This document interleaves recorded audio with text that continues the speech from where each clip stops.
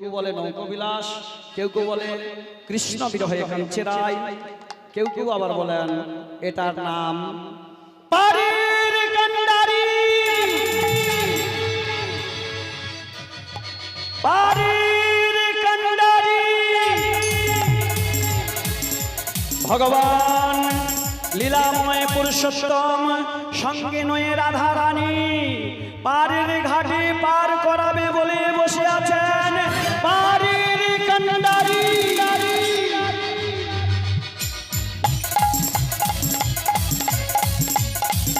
নিতাই গৌর হরিবল হরিবল হরিবল হরিবল হরিবল।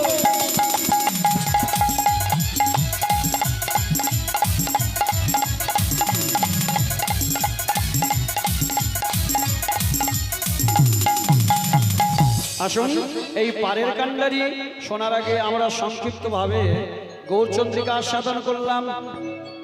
কেন আমাদের এটা করা কর্তব্য?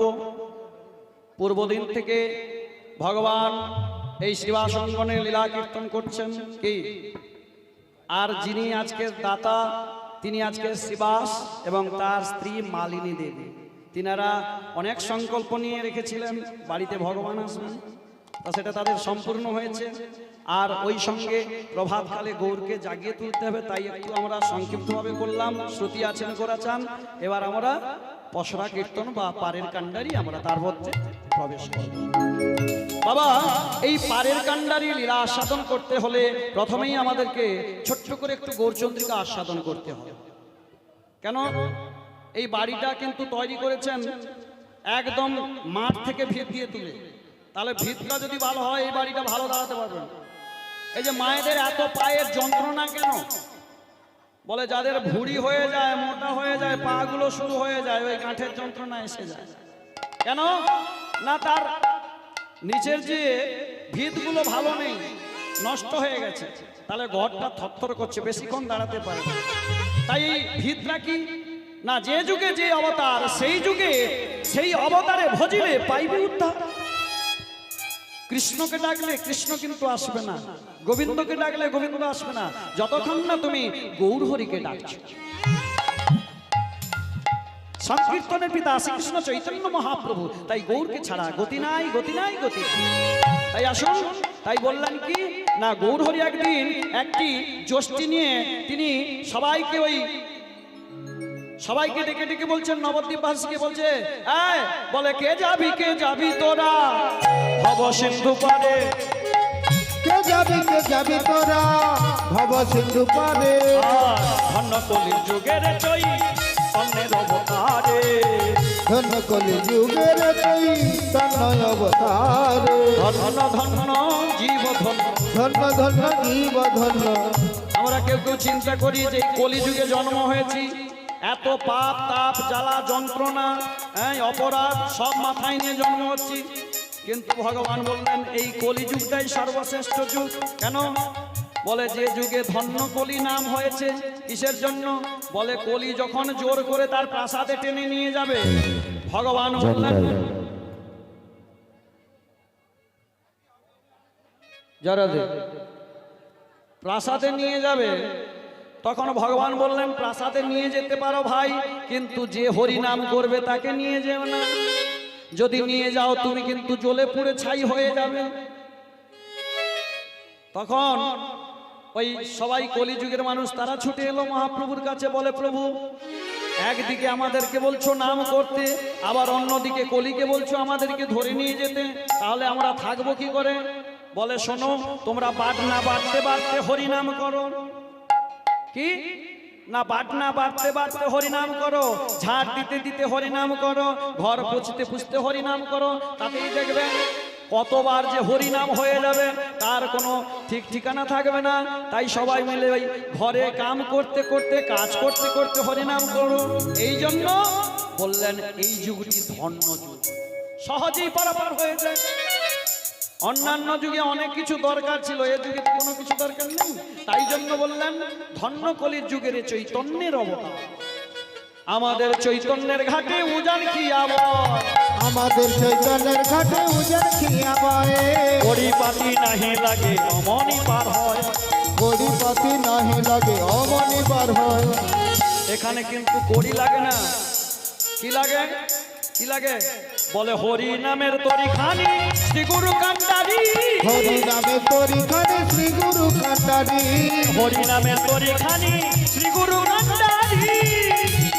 এবার সংকীর্তন কেরুয়াল দুবাহু বসারি, এবার সংকীর্তন কেরুয়াল দুবাহু বসারি, ওরে সকল জীব পারে গেল প্রেমের বাতাসে, সকল জীব পার গেল প্রেমের বাতাসে। কিভাবে পার হবেন?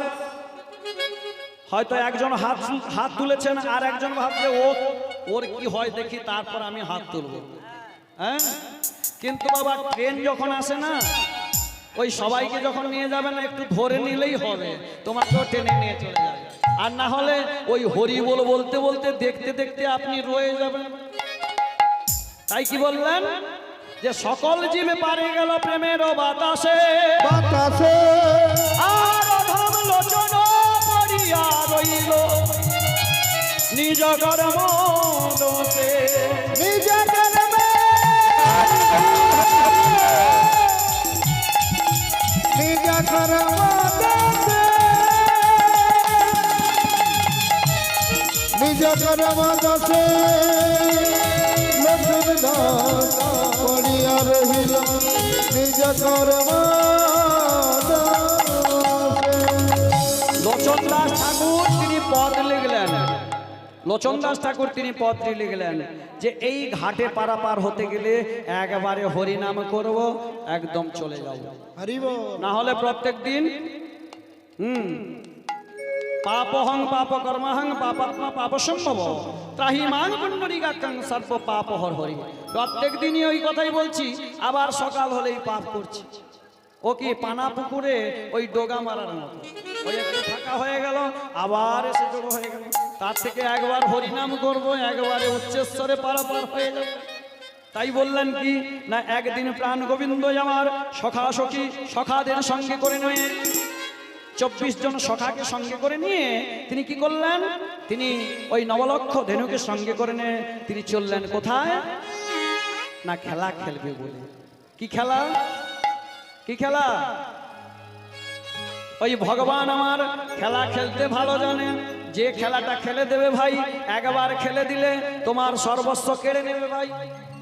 হ্যাঁ, আমরা এখনকার দিনে জাত পাতের বিচার করি, কিন্তু ভগবান গৌর হরি তিনি বললেন এই জাতের বড়াই করো না। জাতের যদি বড়াই করতে, তাহলে ওই যে রামায়ণে সবরই দাঁতে কাটা ফল, তিনিও তো রামকে খাইয়েছিল, তার জাতের কি ঠিক ছিল? কি এরপর বলে বাহুবল করো না ভাই, বাহুবল যদি থাকতো তাহলে কি গো, এত অসুররা কংস এদেরকে ভগবান তাহলে মারত না? কি কি গো, বাহুবল যদি থাকতো, থেকে যদি ভগবানকে পাওয়া যেত, তাহলে হরিদাস বাবাজিকে দেখো, কি তার কি বাহুবল ছিল? তার কোনো বল ছিল না, তার শুধু হরির বল ছিল। তাই বললেন জাতির বোচার বিচার করো না ভাই, রূপের বড়াই করো না ভাই। যারা রূপের বড়াই করে কুবজা, সে ভগবানকে পেল কি করে? তাকে তো দেখতে খারাপ ছিল। কি তাই বললেন কোনো কিছু দরকার নেই, একবার শুধু ভগবানকে ডাকলেই হয়ে যাবে। তাই ভগবান আমার তিনি কি করছেন বলে খেলা রসে ছিলেন কৃষ্ণ সীতামেরি সনে, খেলা রসে ছিলেন কৃষ্ণ সীতামেরি সনে, খেলা রসে ছিলেন কৃষ্ণ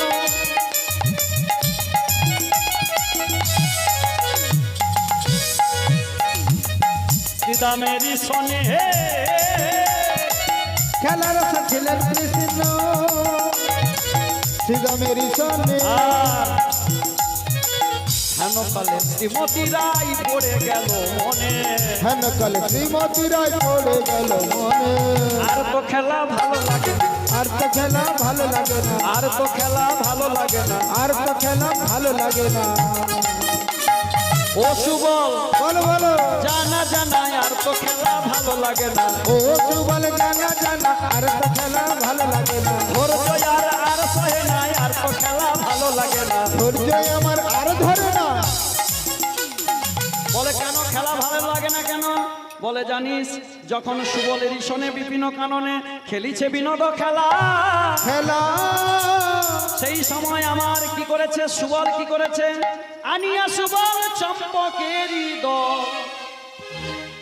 কি করেছে সুবল কি করেছে, একটা চম্পক ফুলের মালাকে নিয়েছে, বলে শ্যাম গলে দিছে লইয়া। লইয়া আর শ্যামের গলায় যেই মালাটি পরিয়ে দিয়েছে সঙ্গে সঙ্গে প্রাণ গোবিন্দের ভেতরটা যেন পুড়ে যাচ্ছে। কেন না, সুবলকে দেখতে আর রাধারানীকে দেখতে একই রকম, একই ডাইস তো, কাকার ছেলে আর জ্যাঠার মেয়ে, কি একই তো ডাইস হবে নাকি? আর সেই রূপটা দেখে মনে পড়েছে শ্রীমতী রাধারানীর কথা, বলে আর তো খেলা ভালো লাগে না, আর তো খেলা ভালো লাগে না, জানা জানা ওরে সুবল আর তো খেলা ভালো লাগে না, জানা জানা ওরে সুবল আর তো খেলা ভালো লাগে না। খেলা আর ভালো লাগছে না, তাই কি করলেন নবলক্ষ ধেনু সখাদেরকে নিয়ে তিনি কি করলেন, বলে তুমি যাও। সখারা কি করেছে না, সখাদেরকে বললো তোমরা চলে যাও, না আমার ধেনুগুলো নিয়ে তোমরা বাড়ি চলে যাও, আমি হরি বল হরি বল। আমি একটু দেরি করে যাব। কেন না, দেখছিস না এই প্রখর রৌদ্রের তাপে আমার কণ্ঠ শুকিয়ে যাচ্ছে। এক কাজ কর, তোরা নবলক্ষ ধেনুকে নয়ে তোরা বাড়ি ফিরে যা, আর আমি ওই যমুনার কুলে গিয়ে এক অঞ্জলি জল খেয়ে পিপাসা নিবারণ করি।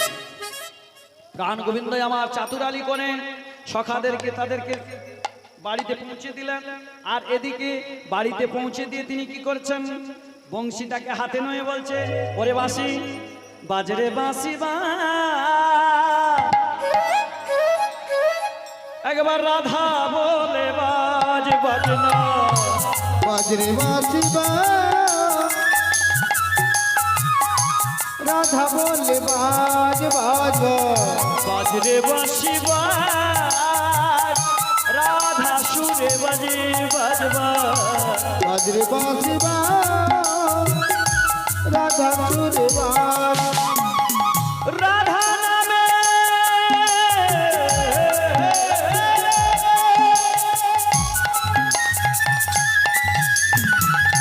রাধা নামে সাধাবাসী, রাধা নামে সাধা বাসু, রাধা বলে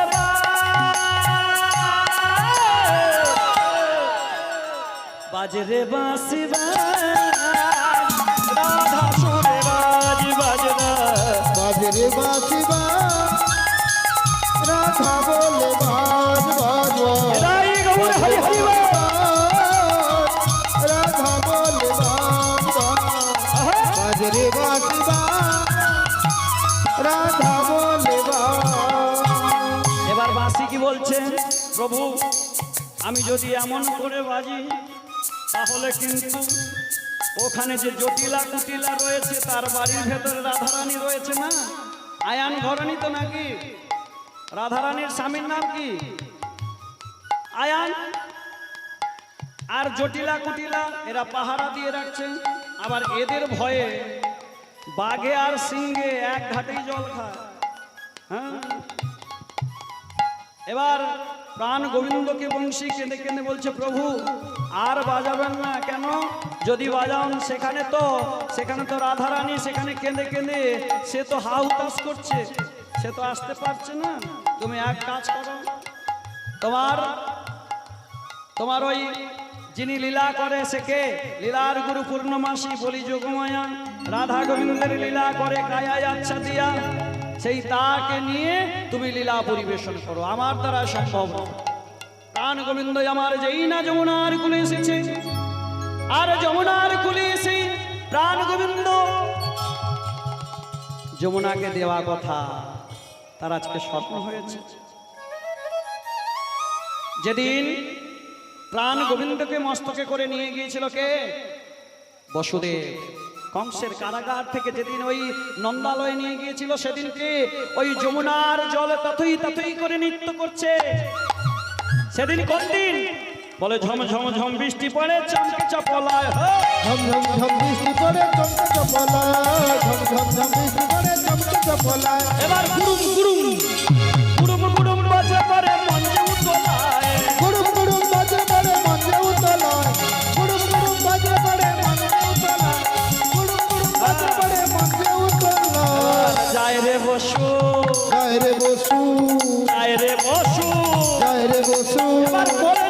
সত্য শিশু আয় রে বসু।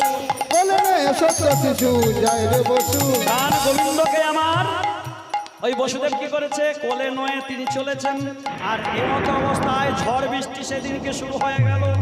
প্রাণ গোবিন্দ আমার তখন তিনি কি করছেন, তিনি যোগমায়াকে আহ্বান করলেন। কেন, এই যমুনা পেরিয়ে তো নন্দালয়ে যেতে হবে। যোগমায়াকে যেই না আয়োজন করলেন, যোগমায়া বললেন, প্রভু আমায় কি করতে হবে, না তুমি আমার পিতাকে পথ দেখিয়ে দাও। তাই ওই শ্রীগালিনীর বেশ ধারণ করলেন যোগমায়া, আর যমুনার উপর দিয়ে ছাপ ছাপ ছাপ ছাপ ছাপ করে চলে যাচ্ছে। এদিকে পিতা বসুদেব তিনি চিন্তা করছিলেন যে কিভাবে নন্দালয়ে যাব। আর এই চিন্তাটা যখন মাথায় ছিল, দেখলেন হঠাৎ একটা শ্রীগালিনী যমুনা পেরিয়ে চলে যাচ্ছে। তাহলে আমি হেন মানব জাতি, আমি কি বেরোতে পারবো না? তাই তিনি চিন্তা করলেন তাহলে আমাকেও যেতে হবে। আর যেই না যমুনায় পা দিয়েছে, অমনি এক ঢেউয়ে আমার প্রাণ গোবিন্দকে ভাসিয়ে নিয়ে, প্রাণ গোবিন্দকে ভাসিয়ে নিয়ে চলে গেল। এবার পিতায় আমার খুঁজছে, কোথায় রে গোপাল, কোথায় রে বাপ গোপাল, কোথায় রে বাপ গোপাল। প্রাণ গোবিন্দকে আমার যমুনা কোলে বসে সাজায় ভালো করে। প্রাণ গোবিন্দ যমুনা, প্রাণ গোবিন্দকে সাজায় সাজায়। গোবিন্দকে কাছে পেয়ে, গোবিন্দকে কাছে পেয়ে সাজাই যমুনা। গোবিন্দকে কাছে সাজায় যমুনা। গোবিন্দকে কাছে সাজায় যমুনা। সাজায় সাজায় সাজায় সাজায় সাজায় যমুনা। গোবিন্দকে গোবিন্দকে কাছে পেয়ে সাজায় যমুনা। গোবিন্দকে কাছে সাজায় যমুনা। গোবিন্দকে কাছে সাজায় যমুনা। প্রাণ গোবিন্দ আমার যখন যমুনার কোলে বসে আছেন, সেবা নিচ্ছেন, সেই মুহূর্তে আমার পিতা কি করছে, বাৎসল্য প্রেমের ভক্ত তো তিনি ওই গোপালকে ডাকছেন, গোপালকে চিৎকার করে ডাকছেন, গোপাল রে একবার সাড়া দে গোপাল। গোপাল কোথায় লুকালি রে বাবা, কোথায় রে হারিয়ে গেলি? নয়ন জলে কাঁদছে, আর বাৎসল্য প্রেমের ভক্ত বাবা আমার ডাকছে, সাড়া দে গোপাল। গোপাল রে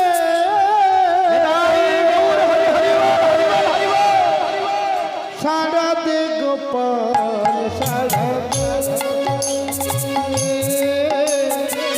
সাড়া দে গোপাল, সাড়া দে।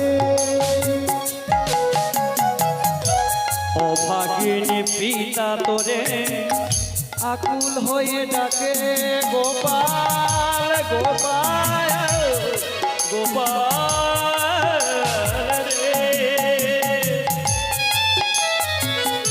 কোথায় বা গোপাল, গোপাল গোপাল বলে যখন ডাকছে, প্রাণ গোবিন্দ যমুনাকে বলছে, যমুনা তুমি আমায় ছেড়ে দাও।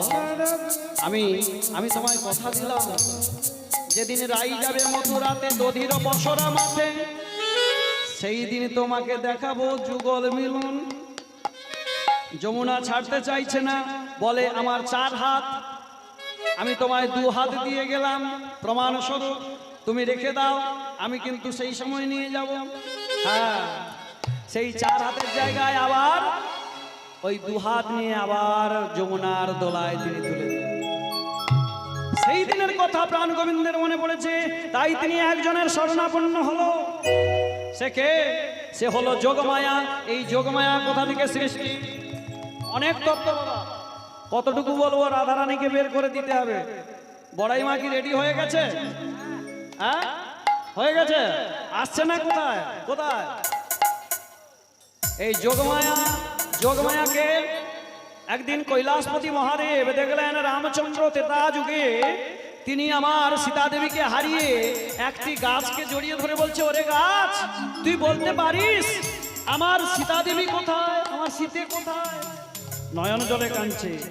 আর রামচন্দ্রের এই কান্না দেখে আমার কৈলাসপতি মহাদেব তিনি নয়ন জলে ভেসে যাচ্ছে, হারাম হারাম করছে। যখন নয়ন জলে ভেসে যাচ্ছে, ওই শিবের ঘরণী শিবা তিনি যে বাম পাশে বসেছিলেন তিনি বলছেন, হে ভোলানাথ, আজকে তোমার একই ভাবের উদয়, বাম নয়ন দিয়ে অঝোর ধারা বয়ে যাচ্ছে, কি ব্যাপার? বলে, দেখো দেখো, ওই যে নিচের দিকে তাকিয়ে দেখো, আমার গুরুদেব রামচন্দ্র কেমন ভাবে অশ্রু ধারায় বিগলিত হয়ে হাসিতে হাসিতে বলে ডাকছে। বলে, ও এই কথা, আমি আমার এই রূপের ছটায় সারা বিশ্বকে আবৃত করে রাখি। দেখো দেখো তোমার এই রামচন্দ্রকে আমি কি করে ভোলা। কি করলেন তিনি? রামচন্দ্রকে ভোলাবার জন্য যেই না যাবেন, ভোলানাথ বলছে, তুমি যেও না, তুমি সবাইকে ভোলাতে পারো, কিন্তু আমার গুরুদেব রামকে তুমি ভোলাতে পারবে না। ভগবানকে পরীক্ষা করতে যাবে, ভগবানকে পরীক্ষা করতে গিয়ে সবাই কিন্তু ধরা পড়ে গিয়েছিল, কি তাই তো মানব কুলে আসতে হয়েছিল। তাই বললেন তুমি যেও না, শুনলো না। কি করলেন? সীতার রূপ ধারণ করে যেখানে ওই পঞ্চবটির বনে আমার রামচন্দ্র আর পেছনে লক্ষণ, তিনি যখন তারা কাঁদছে, তখন ওই পঞ্চবটির বনের আগের দিকে গিয়ে সীতা দেবী চলাফেরা করছে। লক্ষণ বলছে, দাদা ওই তো মা জানকী, দেখো দেখো দেখো, ওই তো আমাদের সীতা দেবী। রামচন্দ্র মুচকি হাসলেন, হেসে কি করলেন? তিনি ছুটে গিয়ে ওই সীতা দেবী যিনি সেজেছেন না, তাকে একটা প্রণাম করলেন। ছি ছি ছি ছি, এ কি করলেন? আমি যে তোমার ঘরণী, আর তুমি নিজের স্ত্রীকে প্রণাম করছো? বলে, মা তুমি আমার ঘরণী নও। কেন? তুমি সবাইকে ভোলাতে পারবে, সবকিছু ভোলাতে গিয়ে তুমি তোমার ত্রিনয়নীটা সেটাকে লুকাতে ভুলে গেছো মা, তাই তোমাকে আমি ধরে নিয়েছি। তুমি যেটা মনে করছো, তোমায় আমি আশীর্বাদ করছি। আগত দাপর যুগে তুমি হবে আমার নিত্য রাধা, যার লীলা ছাড়া আমি এই জগতের লীলা পরিপূর্ণ করতে পারবো না। সেই যোগমায়া, এই যোগমায়ার দুর্গাকে আমরা গুলিয়ে ফেলি। দুর্গাকে তার হাত দশভুজা, তার সৃষ্টি কি করে না? ত্রিশক্তির থেকে, ব্রহ্মা বিষ্ণু মহেশ্বরের উগ্র মূর্তি থেকে দুর্গার সৃষ্টি তো, কিন্তু এই যোগমায়ার সৃষ্টি করতে থেকে সান্দীপন মনির যজ্ঞ থেকে উনার সৃষ্টি হয়েছে। এর আধার, এর আধার আর দশভুজার 10 হাত। তাই আসুন এই যোগমায়াকে তিনি আহ্বান করতে লাগলেন, ইয়া দেবী সর্বভূতেষু শক্তি রূপেণ সংস্থিতা, নমস্তস্যৈ নমস্তস্যৈ নমস্তস্যৈ নমো নমঃ। নীলয়ান বিলাসাং দেবী পূর্ণানন্দবতীং সতীং অদ্যা শক্তি যোগমায়ী প্রণামহং পদে পদে শরণাগত বিনাশ परित्राणाय परायणे सर्वशान्ति हरे देवी नारायणी नमस्ते सर्वमंगलमंगले शिवे सर्वार्थसाधिके शरण्ये त्र्यंबके गौरी नारायणी नमस्ते शरणागत विनाश परित्राणाय परायणे सर्वशान्ति हरे देवी नारायणी नमस्ते सर्वशान्ति हरे देवी नारायणी नमस्ते सर्वशान्ति हरे देवी नारायणी नमस्ते।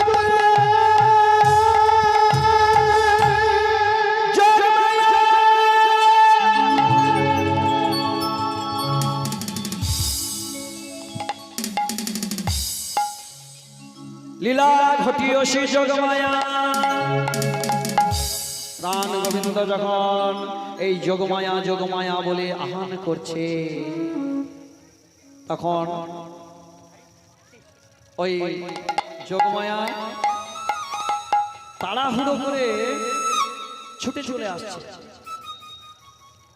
প্রাণ গোবিন্দ বললেন, দাঁড়াও যোগমায়া, তোমায় একটা কথা বলি, আজকে যে লীলাটি আমি করব তোমাকে আমার শ্রীমতী রাধারানীকে এনে দিতে হবে, কিন্তু তোমায় একটা বেশ ধারণ করতে হবে। কি বেশ ধারণ করতে হবে? না জটিল আর বড় দিদি বড় আই রূপে তোমাকে আসতে হবে। তাই প্রাণ গোবিন্দ আমার সেই যোগমায়াকে বললেন, আজ থেকে তুমি এই লীলাটি যতক্ষণ পরিবেশন হবে তুমি হবে আমার মাসি। মাসি হবে। কি গো মায়েরা, এই গোপালের মা বা মাসি কে হতে চান? একবার হাত তুলুন তো দেখি। কি গো, সবাই চায় যে গোপালের মা হতে। ভগবান কিন্তু ওই বৃন্দাবনে কিন্তু সবার কিন্তু আশা পূরণ করেছিল। সেদিন কবে? ওই যেদিনকে গিরি গোবর্ধন ধারণ করেছিলেন সেদিনকে সবার আশা পূরণ করেছিল। সবাই একসঙ্গে গোপালকে দেখেছিল। 7 দিন ধরে ওই গোপালের কাছে সবাই ছিলেন। নিতাই গৌর হরিবল হরিবল। জগমায়া তুমি কেন যে বাজাও বাঁশরি, মনে বলে হয় কি করি কি করি, মনে বলে হয় কি করি কি করি, কেন যে বাজাও বাঁশরি, তুমি কেন যে বাজাও বাঁশরি, মন বলে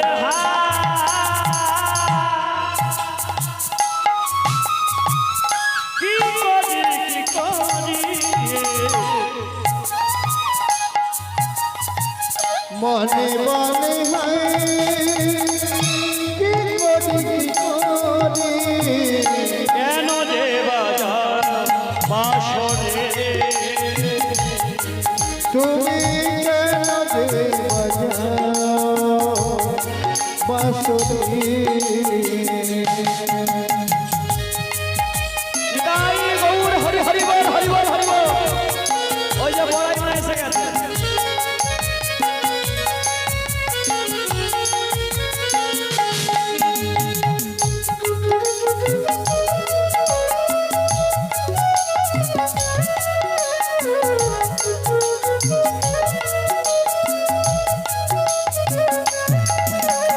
হরি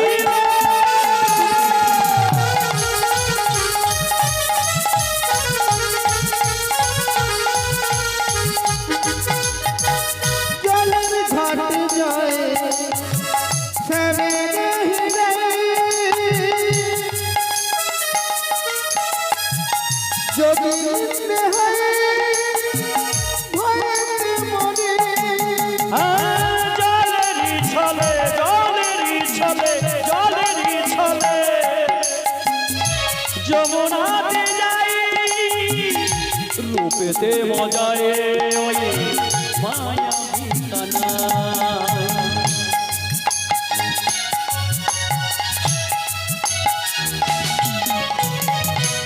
জলেরই ছলে যমুনাতে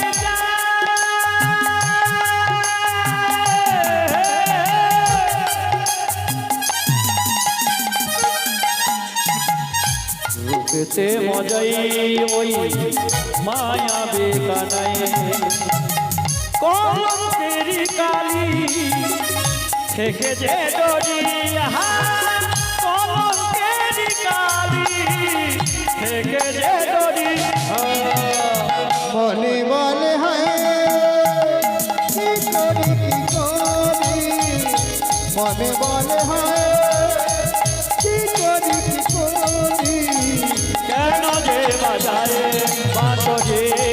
নিতাই গৌর হরিবল কেন যে বাজায় বাঁশরি, কেন যে বাজাও কেন যে বাজায় কেন যে বাজায়। বসরি